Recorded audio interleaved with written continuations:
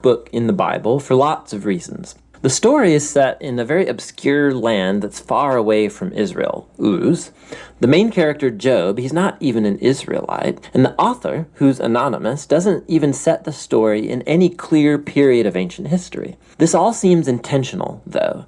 It's like the author doesn't want us to be distracted by historical questions, but rather to focus simply on the story of Job and on the questions raised by his experience of suffering. The book of Job has a very clear literary design. It opens and closes with a short narrative prologue and then an epilogue. And then the central body of the book is dense Hebrew poetry, representing conversations between Job and 4 dialogue partners called the Friends. These conversations are then concluded by a series of poetic speeches given by God to Job. Let's dive in and we'll just see how it works together. The prologue introduces us to Job, and we're told that he's a blameless, upright man who honors God. He's a super good guy. And then all of a sudden, we're transported into the heavenly realms, and God is holding court with his staff team. It's a very common image in the Old Testament describing how God runs the world. And among the heavenly beings is a figure called the Satan, which in Hebrew means the accuser or the prosecutor. And it's like we're watching a court scene.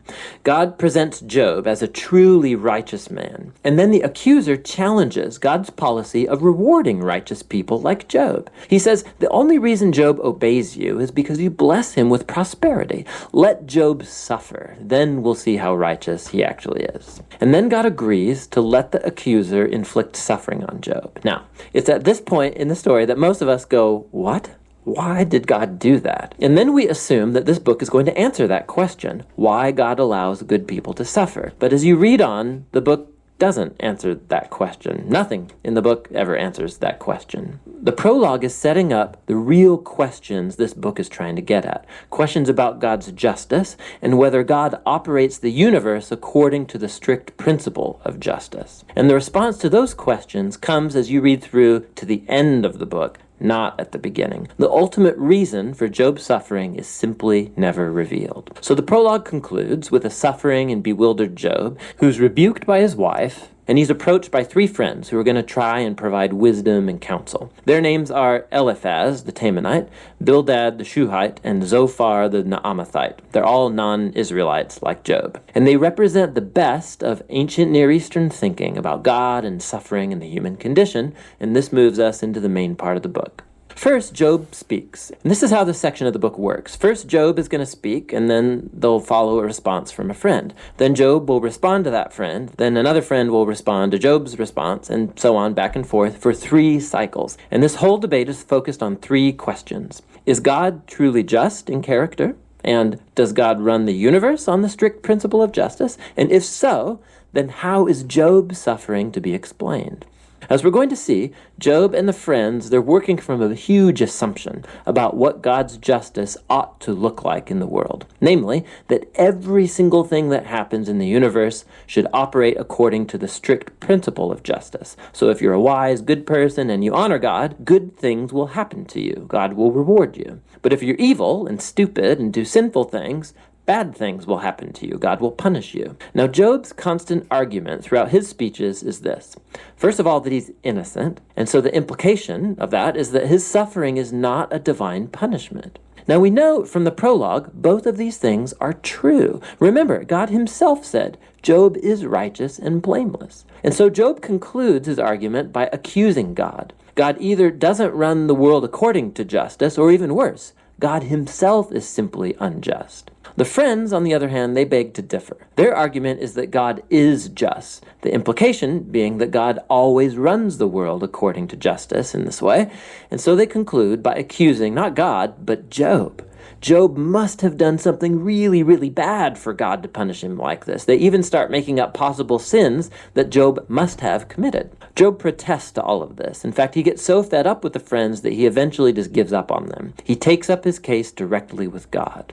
Now, something to be aware of is that Job, he's on an emotional roller coaster in these poems. He used to think that God is just, but now he can't reconcile that with his suffering. And so in some outbursts, Job, he'll accuse God of being a bully. Once he even declares that God has orchestrated all the injustice in the world. But the moment he utters that thought, he's terrified of it because he wants to hope and believe that God is truly just. Job is all over the place in this section. And so he makes one last statement of his innocence, and then he demands that God show up personally to explain himself. Now it's at this point that a surprise friend shows up, Elihu the Buzite. Now, he's not an Israelite, but he does have a Hebrew name. And Elihu, he has the same assumption as Job and the friends. He argues that God is just, and that implies that God always operates the universe according to justice.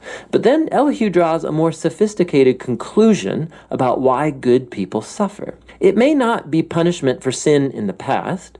God might inflict suffering as a warning to help people avoid sin in the future. Or God might use pain and suffering to build character or to teach people valuable lessons. Elihu doesn't claim to know why Job is suffering, but one thing he is certain of: Job is wrong to accuse God of being unjust. Job doesn't even respond to Elihu, and the dialogues come to a close. It's like the wisdom of the ancients has been spent, and the mystery remains. And then, all of a sudden, God shows up in a whirlwind, and he responds to Job personally. He first responds to Job's accusation that he's unjust and incompetent at running the universe. So God takes Job on a virtual tour of the universe, and he starts asking him all these questions about the order and origins of the cosmos. Was Job ever around when God architected the earth or organized the constellations? Has Job ever commanded the sunrise or controlled the weather? God has his eyes on all of these cosmic details that Job has never even conceived of. Then God starts going into detail describing the grazing habits of mountain goats and how deer give birth, or the feeding patterns of lions and wild donkeys. What's the point of all this? Remember the assumption of Job and his friends about what it looks like for God to run the world according to justice. Underneath that assumption is a deeper one, that Job and his friends have a wide enough perspective on life to make such a claim about how God ought to run the world. And God's response with this virtual tour, it deconstructs all of these assumptions. It first of all shows that the universe is a vast, complex place, and that God has his eyes on all of it, every detail. Job, on the other hand, has only the small horizon of his life experience to draw from. His view of the world is very limited.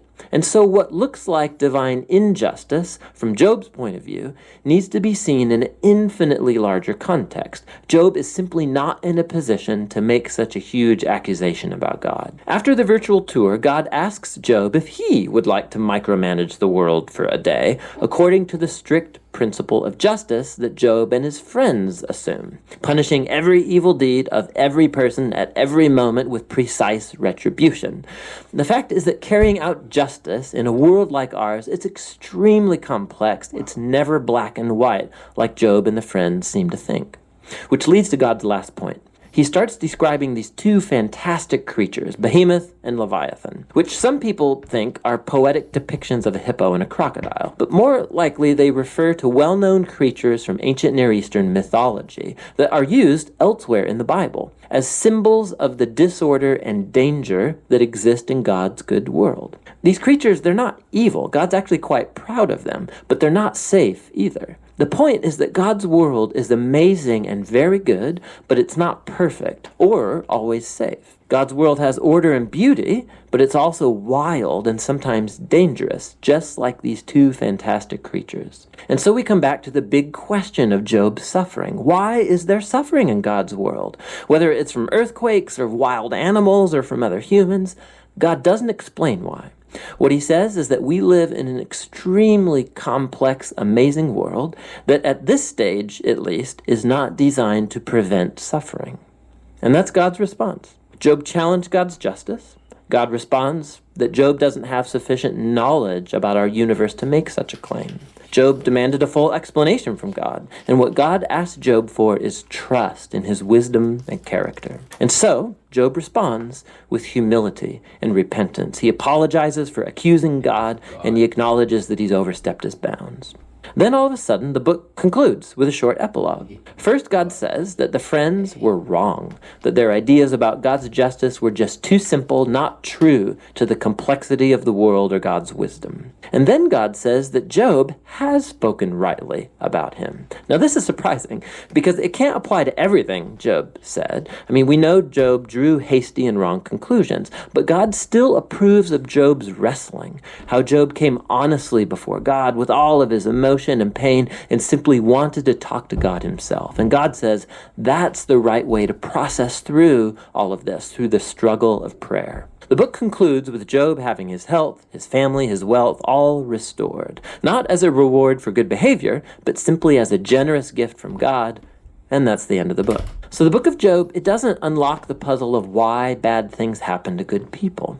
Rather, it does invite us to trust God's wisdom when we do encounter suffering, rather than try and figure out the reasons for it. When we search for reasons, we tend to either simplify God like the friends, or like Job, accuse God, but based on limited evidence. And so the book is inviting us to honestly bring our pain and our grief to God, and to trust that God actually cares and that he knows what he's doing. And that's what the book of Job is all about. All right, next we'll look at the book of Psalms.